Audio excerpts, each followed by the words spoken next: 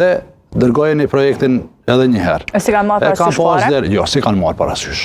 Dhe kjo ka ardhur si pasojë e kësaj neglizhence institucionale. A ishte detyrë tyre që ti marrin rekomandimet dhe të veprojnë tutje rreth rekomandimeve? Nuk ishte detyrë e asociacionit, apo jo? Jo. Na jemi vetëm antar të komitetit drejtues. Neve si asociacion, në fillim, kur kemi pasën takime me iniciues të kësaj skeme, neve na shton që ne të abortim këtë proces. Mirë po neve nuk mund të abortim këtë proces sepse duhet i trajtojmë komunat barabartësisht. Do më thonë në kjo skeme grantit performancës dhe nuk mund të japim vlerësime.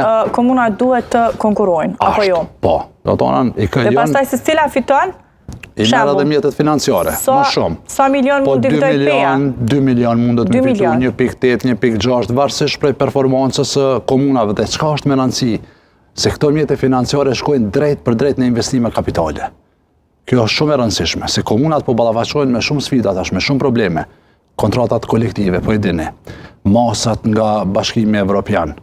Edhe vitin e kaluar edhe këtë vit një Ministritë e Linjës duke ndarë mjete financiare në mënyrë të pabarabartë për komunat e Republikës Kosovës, ku i keni pasur që vitin e kaluar një komunë ka marrë 102 euro për kokë banori, një komunë ka marrë as 2 euro për kokë banori.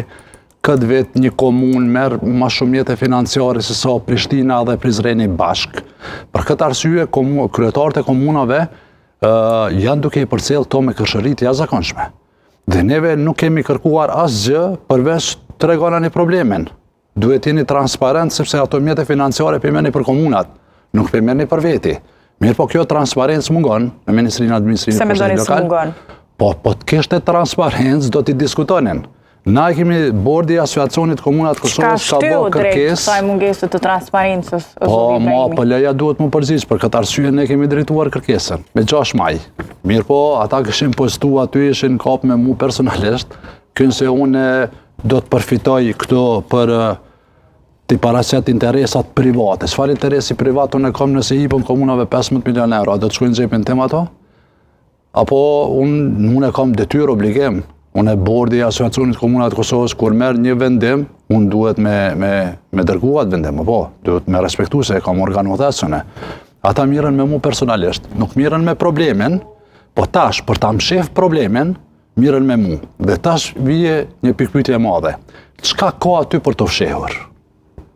Pse ata nuk dalin, Ministria e Pushtetit Lokal, në debat me kryetarët komunave, apo me bordin e Asociacionit Komunave si përfaqësues legjitim, dhe të debatojnë, të diskutojnë ku janë problemet.